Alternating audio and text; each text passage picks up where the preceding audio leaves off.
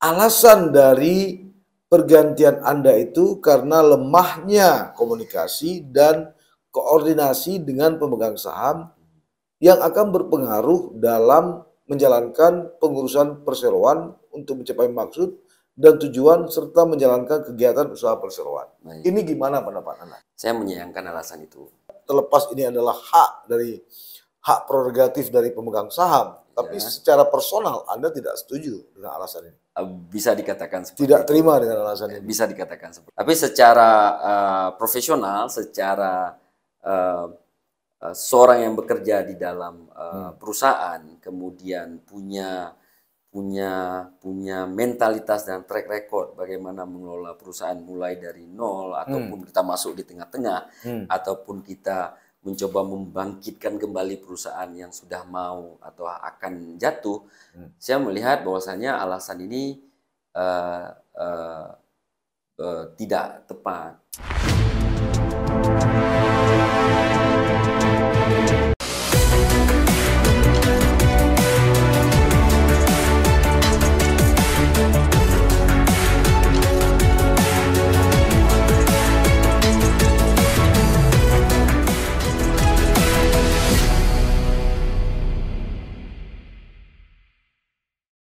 Assalamualaikum warahmatullahi wabarakatuh, sahabat sisi lain. Kembali kita bertemu untuk membicarakan tema-tema yang tajam, aktual, serta terpercaya.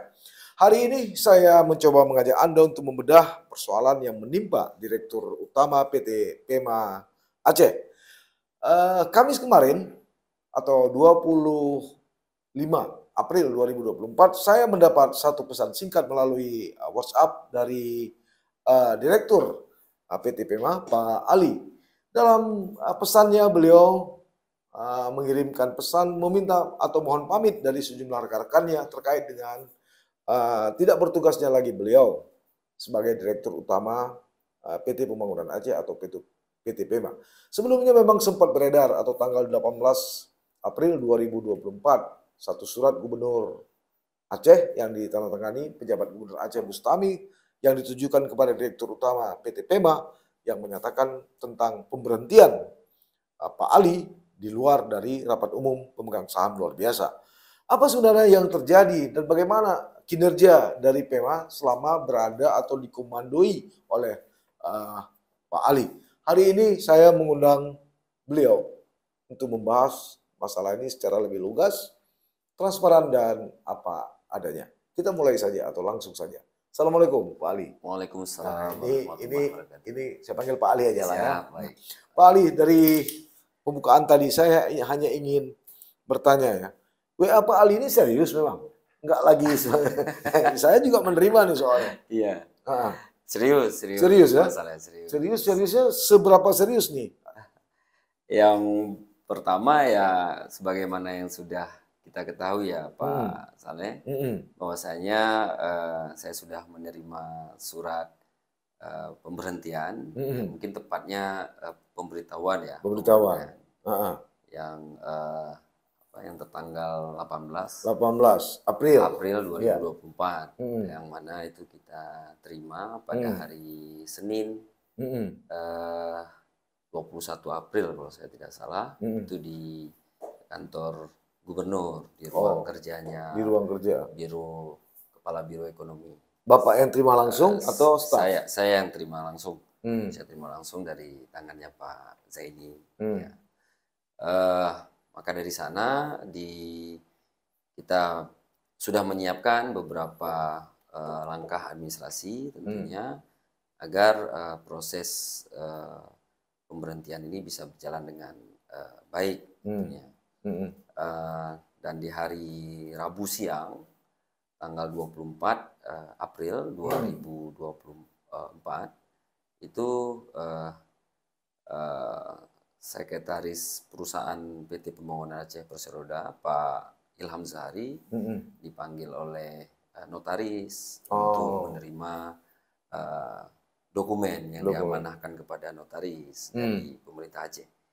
Jadi di situ kita baru melihat bahwasanya sudah ada keputusan pemegang saham yang memberhentikan saya sebagai Direktur Utama PT PEMA bagaimana pertanyaan tadi serius ya tentunya Serius lah suratnya sangat resmi, ya maka sudah pasti serius. Itu di luar rapat umum pemegang saham. KPS di luar rapat umum pemegang saham. Terlepas pemberhentian itu di luar RUP ya, saya atau tim redaksi Modus Aceh edisi cetak sempat mempublikasi ya beberapa hal soal peran PT PEMA, terutama strategi PEMA pasca dana otsus, menggali potensi menuju kemandirian ekonomi. Ini kan di bawah Pak Ali ya. Pak Ali berapa lama yang menjadi direktur? Kalau jumlah bulan itu Pak berarti kurang lebih 1 tahun 8 bulan. 1 tahun 8 bulan. 1 tahun 8 bulan. Menuju ke 9 bulan ya. Ya. Kalau hari setelah kita hitung-hitung itu sekitar 660 hari termasuk hari libur. Hari libur. Ya, jadi selama itu kita sudah berada di PT Pemohonan Aceh, sudah dilantik tanggal 5 Juli 2022. Ya. SK itu ditetapkan 29 Juni Pak 2022.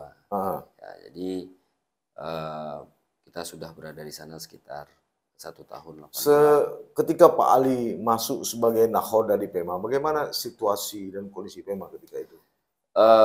Pada masa itu berarti sepeninggal Pak Zubir Sahim, Zubir Sahim, memang di samping semua yang sudah Pak Zubir Sahim beserta tim melakukan di dalam PT Pemohonan Aceh yang sudah sangat luar biasa, tentunya kita mengucapkan terima kasih kepada beliau. Ada beberapa yang belum beliau lakukan, lalu kita sempurnakan, kita lakukan. Salah satunya itu adalah membangun dapur bisnis yang baik untuk PT Pemohonan Aceh. Kenapa? Karena saya menyerap banyak informasi dari publik, dari rekan-rekan pembisnis juga, akademisi juga masyarakat, bahwasanya PEMA terkesan seperti kue yang di dalamnya itu tidak ada isinya. Gitu. Jadi punya pendapatan, tetapi tidak mengupayakan pendapatan tersebut. Dengan kata lain, tim kerja PEMA pada saat itu belum siap untuk membuat analisa ataupun studi kelayakan bisnis sendiri. Jadi dapurnya dianggap belum ready. Jadi di sana gerakan pertama yang saya lakukan itulah memastikan masing-masing orang bekerja pada tempatnya. Tupoksinya. Jadi, Berapa ada karyawan PEMA? Pada saat itu ada 62 Pak. Itu sudah termasuk dengan staf yang yang outsource ya, ataupun yang masih honorer lah. Honorer. 60 ya, 62. 62. Itu yang profesional berapa ya? Memang punya keahlian bidang-bidang tertentu. Secara keahlian rata-rata teman-teman yang memang memiliki posisi teknis memiliki kemampuan skill sudah punya keahlian, namun karena sebelumnya dapur perencanaannya itu berada di luar PEMA, sebagai contoh misalnya kita merencanakan untuk melakukan kegiatan jual beli ikan misalnya, itu kebiasaannya ataupun yang berlaku itu adalah mitra yang membuat rencana. Jadi di PEMA kita mengkaji, kemudian kita setujui. Namun di pertengahan 2022 itu saya sampaikan ke teman-teman ini tidak boleh. Kenapa? Karena kita tidak ingin rencana bisnis itu dikuasai sepihak oleh mitra. Kita nggak mau. Jadi saya sering mengilustrasikan kalau memang dapur itu tempat membuat makanan, maka kalau kita tidak mampu membawa bahan, ya minimal alat-alat dapur itu milik kita. Gitu. Artinya di samping mengkaji regulasi juga mengeksekusi. Mengeksekusi, benar Pak, benar Pak Saleh. Jadi itu yang kita benahi di awal, sehingga kita membagi beberapa kompartemen dan ada langkahnya, ada step yang kita susun pada saat itu. Kita benahi dulu komersilnya, lalu kita balik ke umum dan keuangan, kemudian kita sempurnakan direktorat Busdev, pengembangan usaha itu kita sempurnakan. Kenapa ini? Memang ini core. Kalau di PEMA ini pengembangan usaha ini adalah core-nya. Jadi direktorat BUSDEV, Business Development atau pengembangan usaha, ini adalah intinya dari PEMA. Karena hampir semua ide usaha, bisnis plan, kemudian juga menggali potensi baru, kemudian mencari juga, setelah menggali potensi-potensi pendapatan baru bagi PEMA, itu ada di BUSDEV. Siapa selama ini BUSDEV? Sebelumnya itu dipegang oleh Pak Edward. Pak Edward. Sebelumnya artinya sebelum diganti? Sebelum diganti. Oh ya, itu SK saya, Pak Saleh, itu berbarengan dengan Pak Edward. Itu Jadi, berbarengan. Kalau bahasa Aceh sih getak 24 dulu gitu ya. Jadi sekali tancap dua ranting putus gitu ya. Oh jadi 2 orang bukan hanya Pak Ali. Dalam satu KPS itu ada 2 orang, Pak. Jadi Pak Ali dengan Pak Edward. Dengan Pak Edward. Direktur BUSDEV tadi. BUSDEV. Business Development. BUSDEV ya, BUSDEV. Oke. Dalam pemahaman saya sebagai perusahaan daerah atau badan usaha milik daerah, dengan situasi ekonomi yang semakin berkurang outsource kita kan, dalam websitenya PEMA saya membaca visi misi, kesimpulan saya setidaknya kehadiran PEMA ini bisa menjadi penopang ya, penopang pemasukan Aceh pasca dana outsource ini kan gitu kan. Ya. Untuk menuju ke sana ketika Pak Ali menjadi direktur utama, apa aja yang Pak Ali lakukan? Sebagai pengganti dana outsource mungkin terlalu penopang lah, ekstra. Nah, penopang lah ininya ya. Tapi itu menjadi wajib, Pak Saleh. Jadi itu menjadi keharusan di PT PEMA mengisi ataupun menopang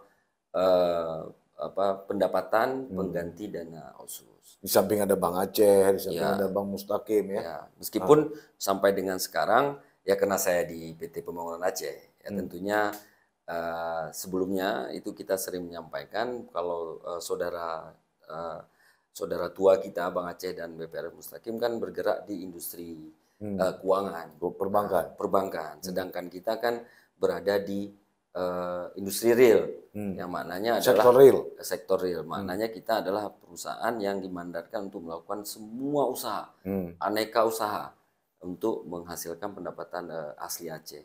Maka itu menjadi keharusan sebenarnya bagi PT Pembangunan Aceh untuk berpikir bagaimana mengisi ruang kosong pendapatan asli daerah ke depan nanti. Jadi di awal itu saya di PT Pembangunan Aceh, langsung saya menyampaikan ke beberapa teman pada saat itu yang ada di dalam PT PEMA, kepada Dewan Direksi dan Dewan Komisaris, saya punya cita-cita, punya visi kita mengisi minimal setengah dari kehilangan dana outsource. Ini jangan kita bahas dulu bahwa dana outsource akan diupayakan tetap ada ya. Cuma kan kalau tetap ada kan dua-duanya dapat. Untung dua-duanya. Dua dapat. Dari PEMA-nya dapat, kemudian dari dana outsource yang tetap dilanjutkan oleh pemerintah pusat kita juga dapat.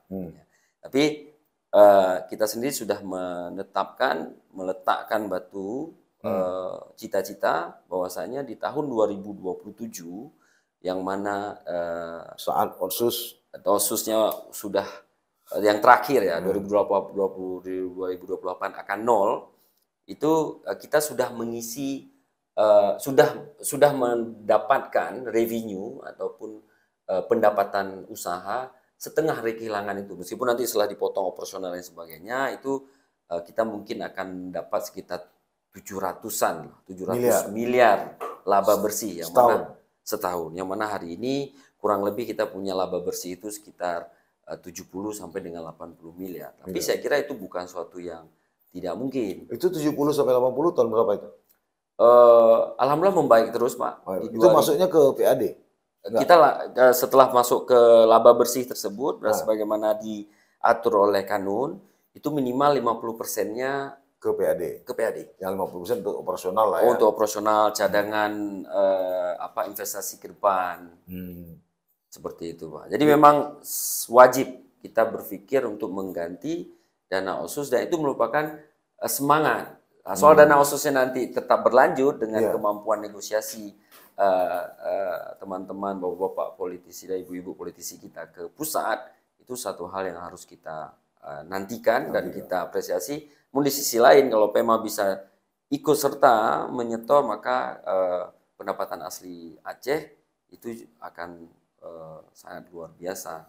Ya, saya melihat ya dari hasil pemberitaan di tabloid Modus edisi cetak, ini ada beberapa proyek yang sedang berjalan ya. PEMA Telkom Maintenance Tower telekomunikasi ya. Kemudian ada KSO PEMA Lami komersialisasi ikan. Kemudian ada KSO PEMA JRG komersialisasi kopi Arabica Gayo, revitalisasi tangki kondensat F6104 X Arun, kemudian komersialisasi sulfur ini yang udah berjalan juga di Langsa ya. Pengelolaan WKB. Kemudian ada yang akan berjalan lagi ya, alokasi gas, penyaluran bumi, PT PEMA Jasa Tambang, Geothermal, Energi Selawah, PT PEMA Daya Samudra, banyak sekali usaha-usaha yang akan dilakukan oleh PEMA. Ini tantangan dan peluangnya gimana? Sebelum tantangan dan peluang, saya sambung dengan tadi tuh, kenapa itu harus kita lakukan, Pak Saleh? Karena gini, di kanun kita itu, TPMA mungkin nanti bisa dilihat bersama-sama, bisa di search itu kita itu punya mandat yang sebenarnya sangat mulia mandat yang kita miliki itu. Jadi memang tantangan sekaligus privilege yang dimiliki oleh PT Pembangunan Aceh. Yang pertama itu adalah kita harus berkontribusi pada pembangunan. Yang kedua itu kita mengurangi angka pengangguran. Yang ketiga itu kita harus mendapatkan ataupun menghasilkan pendapatan asli Aceh. Jadi dalam berkontribusi dalam pembangunan ekonomi, maka tentu rujukan kita kan data ataupun teori-teori ada dalam ilmu pembangunan ekonomi itu sendiri, yaitu seperti komoditas, infrastruktur, kemudian jalur dagang, kemudian daya jual dan daya beli, kemudian pendapatan per kapita. Ini menjadi pondasi penting di dalam memenuhi mandat yang pertama tadi. Nah, di situ kita memperhatikan bahwasanya dari sekian banyak barang yang dimiliki oleh Aceh ataupun potensi yang dimiliki oleh Aceh, yang PEMA baru kerjakan itu cuma 2, Mas Saleh. Ya, cuma 2. Yang maksudnya yang sudah menghasilkan uang, yang sudah menghasilkan uang. Itu adalah saya nggak sebut migas karena tidak ada minyak. Baru gas di Blok B, kemudian komersialisasi sulfur tadi. Yang di Langsa. 2. Nah, sedangkan yang lain kita melihat bahwasanya ada pendapatan di sana. Ada pendapatan, kemudian ada tenaga kerja yang bergerak di bidang lain tersebut. Lalu kita mencoba mengkaji lagi apakah PT PEMA tidak bisa bergerak di sana pada saat itu. Saya melihat bisa. Nah, sebagai kita punya perusahaan, bahwasanya kita ada rekan atau teman yang bekerja di bidang-bidang tersebut, maka saya dan teman-teman di PT PEMA pada saat itu menyatakan kita harus masuk di sektor-sektor ini. Jadi itu menjawab kenapa. Gitu. Kalau tantangannya, ya mungkin salah satu yang paling besar itu yang sedang dihadapi oleh PT PEMA hari ini, yaitu pergantian daripada pimpinan sebuah daerah itu langsung berefek kepada perusahaan daerahnya, langsung. Efek ikutan dari proses politik daerah ya? Ya, apakah politik dan sebagainya, tapi intinya adalah langsung berefek gitu. Ini tentunya memberi dampak yang kita belum tahu besar atau kecil, tapi tentunya akan berdampak kepada pola pikir mitra. Kenapa harus pola pikir mitra ini kita pelajari, Pak Saleh? Karena orang bawa uang. Karena PT Pembangunan Aceh, saya merujuk kembali pada kanun pendirian, lalu muncul kanun penyertaan modal. Itu sampai dengan sekarang, PT Pembangunan Aceh ini baru menerima 25% dari 100% yang seharusnya disetor menjadi saham dari pemerintah. Ya, dari kanun yang dari 100 miliar. 100 miliar baru setor 25 miliar. Baru disetor 25 miliar. Nah, ini tantangan. Kenapa dari 25 miliar tersebut ternyata cash-nya yang diserahkan pada saat itu 21 miliar sekian. Sisanya itu berupa barang dan dokumen yang dari PDPA sebelumnya. Jadi dihargai sekitar 3 miliar sekian lah. Namun, nah ini menjadi menarik. Sebenarnya kalau kita pelajari dengan detail laporan keuangan, cara kerja, proses bisnis yang ada di PT PEMA, kita muncul rasa takjub, tapi sekaligus ini harus dibenahi. Hmm. Apa? Dari 25 miliar itu kita mampu di tahun pertama setelah kita beroperasi, kita mampu menyetor bagi hasil ke kas daerah itu 21 miliar sekian. Oh. Hmm. Lalu di tahun kedua itu saya yang serahkan pada saat itu 24 miliar sekian. Maknanya kalau dijumlahin, kalau dijumlahkan ini sudah 45 miliar. Iya. Kurang lebih 180% dari modal yang disetor. Kalau kita pakai rasio return on equity atau return on investment, ini dalam tanda kutip kita bisa menyampaikan takjub. Nah, tapi di sisi lain ini harus dibenahi. Maknanya ada modal yang bekerja dalam usaha-usaha yang kita lakukan ini hasil daripada kepercayaan publik. Trust dan mitra ya. Mitra. Ada dana dari sana. Ya. Nah, dana yang kita peroleh ini ataupun modal yang kita peroleh ini kan tidak datang serta-merta, tentunya dengan kehandalan ataupun kecakapan daripada si perusahaan dalam mengelola administrasi, bisnis, dan komersil. Tentunya itu adalah modal yang paling penting. Oke, semua yang Pak Ali lakukan, semua katakanlah kemajuan-kemajuan dalam tanda petik, kalau lah boleh disebut prestasi-prestasi itu, ada nggak dikomunikasikan dengan komisaris? Secara aturan yang diminta oleh Undang-Undang BUMD, PP, peraturan pemerintah, Permendagri, dan bahkan dalam kanun dan akta pendirian perusahaan, itu diminta, Pak. Dan kita itu dipantau, Pak. Dipantau oleh komisaris? Dipantau oleh BPK, kemudian secara rutin setiap tahun itu kita dievaluasi oleh Biro Ekonomi yang ada di perpanjangan tangan pemerintah. Perpanjangan tangan pemerintah. Perpanjangan tangan pemegang saham. Iya. Komisaris berapa orang di situ?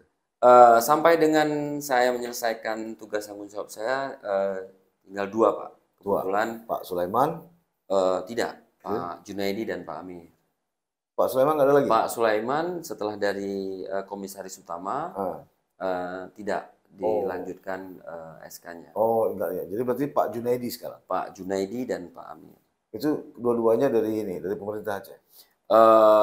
Satu perwakilan pemerintah Aceh, satu merupakan Biro Ekonomi, perwakilan Biro Ekonomi. Ya, artinya tetap dari pemerintah Aceh. Benar. Ya. Nah, artinya segala sepak terjang dari PEMA ini tetap dipantau oleh para pemegang saham. Dipantau, Pak. Ya. Dipantau. Nah, ini menarik nih, Pak. Silakan diminum dulu, Pak. Ini pertanyaan agak pedas sedikit, jadi membuat haus. Nah, dari surat tanggal 18 April yang tadi saya sebutkan dari Gubernur Aceh yang ditandatangani oleh PJ Gubernur Aceh selaku pemegang saham Pak Bustami. Di sini disebutkan alasan dari pergantian Anda itu karena lemahnya komunikasi dan koordinasi dengan pemegang saham yang akan berpengaruh dalam menjalankan pengurusan perseroan untuk mencapai maksud dan tujuan serta menjalankan kegiatan usaha perseroan. Ini gimana pendapat Anda? Ini lebih kepada personal ya, karena tadi kan kita udah uraikan mampu 40 miliar segala macam. Ini saya harus rasa berbalik dulu juga supaya enak deh. Gimana, Pak? Kita lugas saja. Siap. Kalau pertanyaan secara pribadi, saya jawab juga secara pribadi, Pak. Ya, secara pribadi. Mohon maaf kepada pemerintah Aceh. Saya mohon maaf pribadi juga kepada Pak PJ Gubernur Aceh, Pak Bustami Hamzah, sekaligus pemegang saham PT Pemuraan Aceh yang pada saat itu merupakan atasan langsung saya.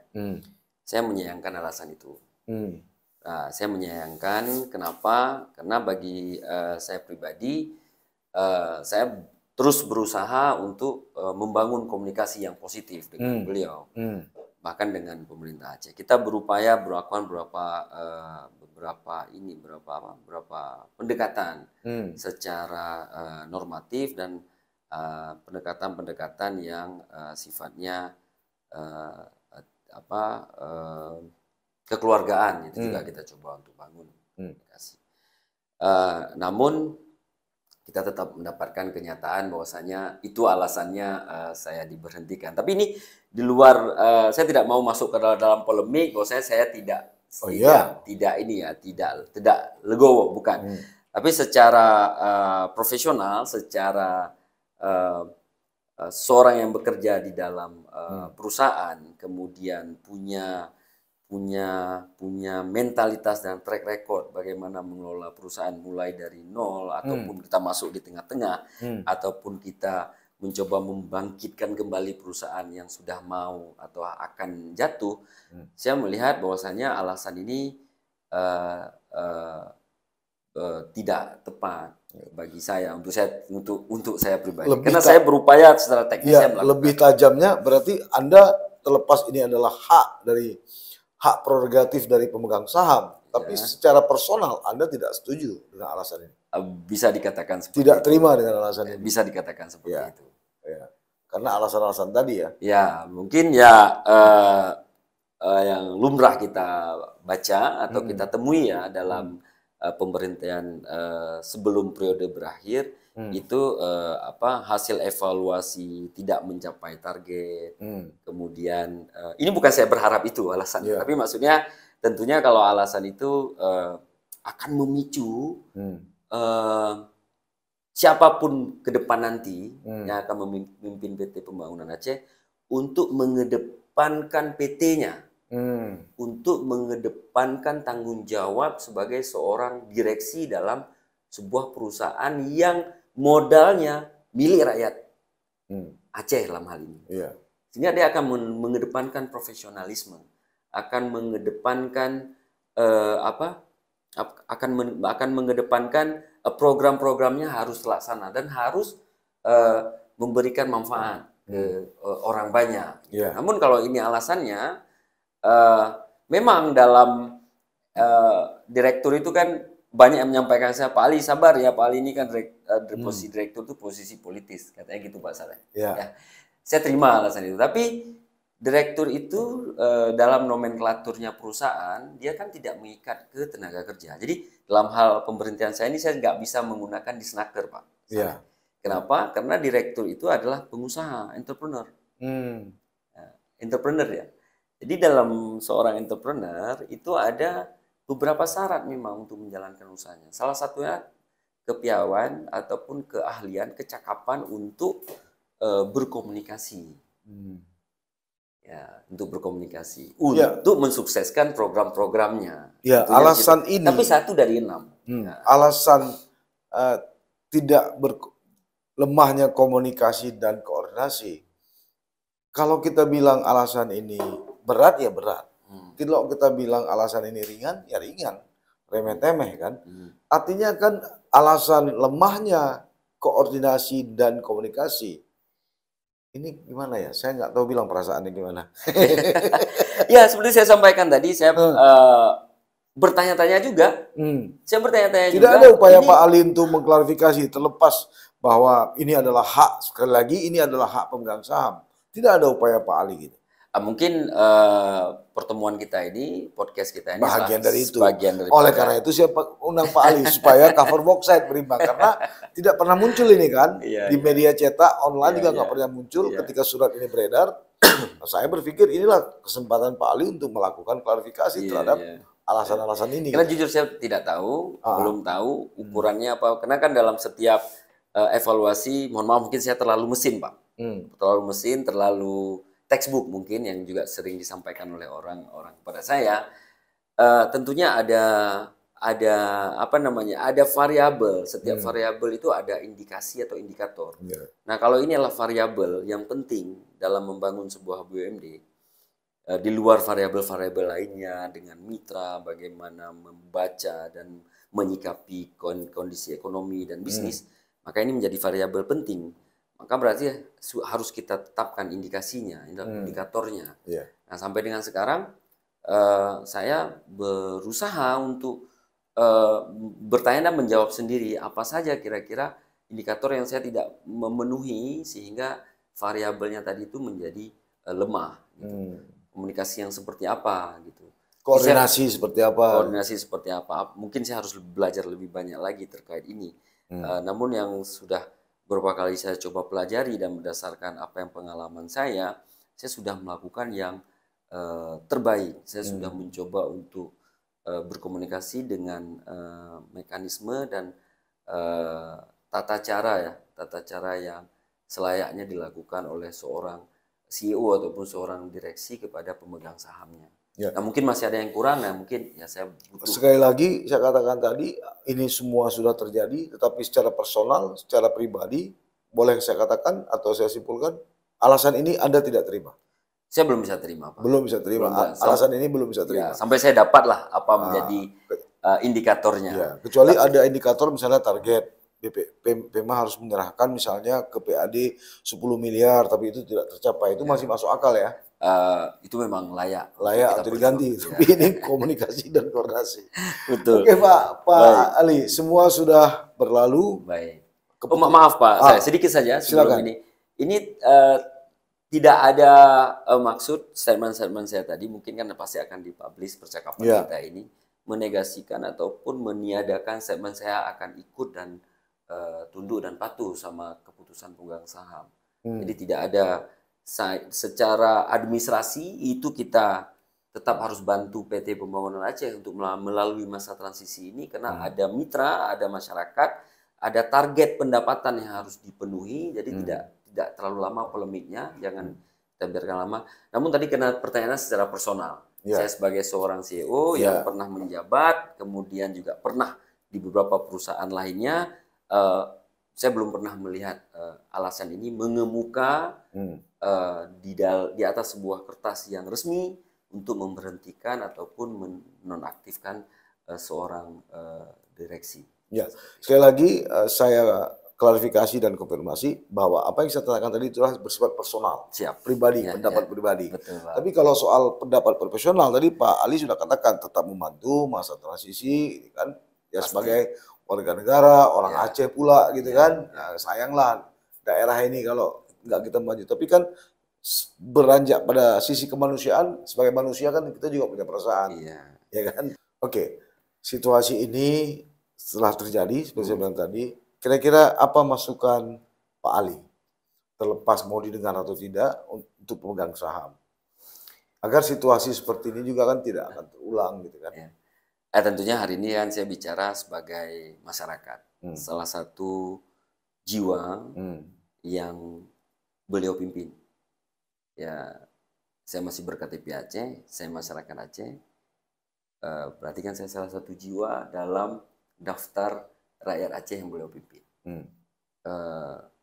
Dengan kesempatan ini saya ingin menyampaikan bahwasanya pembangunan Aceh dari masa ke masa itu selalu menemui tantangan dan rintangan. Besar sekali harapan saya sebagai salah satu rakyat beliau, di tangan beliau halangan dan rintangan ini menjadi selesai.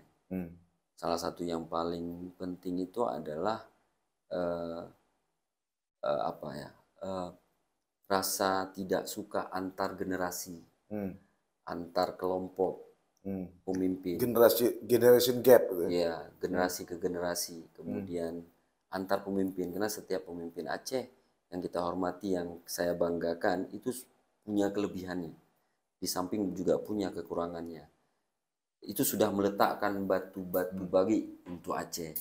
Sehingga mungkin itu yang harus dimunculkan dibandingkan dengan pengelompokan yang mungkin akan terjadi. Dan saya percaya, yakin dengan kemampuan yang dimiliki, kelebihan yang dimiliki oleh Pak PJ Gubernur Aceh yang sekarang, seluruh Aceh itu akan bersatu menyukseskan program-program nasional yang ada di Aceh, juga mampu melaksanakan kegiatan-kegiatan. Itu mungkin yang walaupun kepemimpinan ini hingga Maret 2025. Itu saya kurang tahu. Ya kan, karena kita di Maret 2025 kita akan punya gubernur baru. Gubernur definitif hasil dari pilkada yang direncanakan November 2024. Baik Pak Ali, terima kasih atas kehadirannya. Ini sangat berarti dan penting bagi kami untuk menjawab pertanyaan-pertanyaan dari publik tentang apa alasan dari pergantian direktur Pema yang terkesan memang sangat mendadak ini. Sahabat, sisi lain itu tadi perbincangan saya dengan Pak Ali mengenai alasan-alasan atau sesuatu yang menjadi atau sesuatu yang berada di balik tabir pergantian Pak Ali. Anda sudah mendengarkan sendiri apa alasan-alasan dan harapan-harapan dari Pak Ali. Mudah-mudahan pergantian ini tidak mengganggu dari sebuah proses investasi di Aceh. Sebab bagaimanapun kalau ini sempat terganggu, tentu nama baik Aceh, iklim investasi di Aceh juga akan terganggu. Sampai bertemu. Assalamualaikum warahmatullahi wabarakatuh. Waalaikumsalam.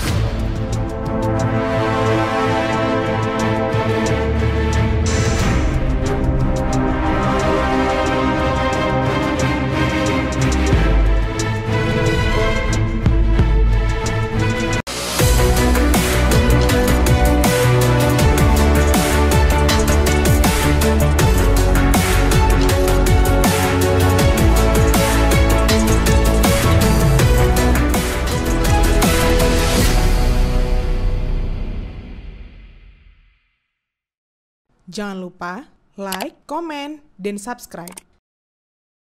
Serta aktifkan lonceng notifikasi